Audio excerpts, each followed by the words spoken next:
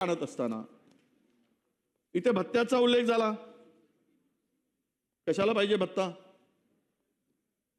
जर तुम्ही प्रभू रामचंद्राच्या सेवेकरी आहात, बैठकीला येताना जाण्या येण्याचा प्रवास कशाला पाहिजेत? अशा माणसाची निवड करा ना, की जो भत्ता घेणार नाही।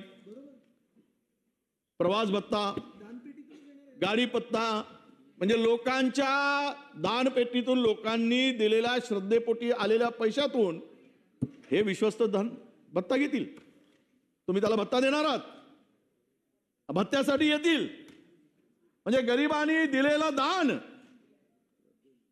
श्रद्धेने दिलेलं दान, भाविकांनी दिलेलं दान हे भत्तासाठी जर घ्यायचं असेल तरी विश्वस्त मंडळ का नेमता तुम्ही? सांगा, याची काय गरज आहे हे विश्वस्त मंडळ नेमायची? अरे श्रद्धेने, समर्पित भावनेने हे नेमले पाहिजेत। हे तर असं झालं आहे, ऊर्जा निर्मिती वाढायसाठी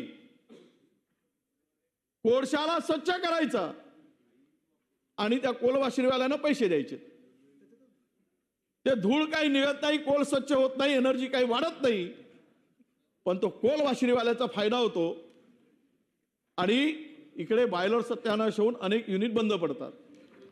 हा असा स्वच्छ करण्याचा काही प्रयोग करण्याची मशीन काही तयार केली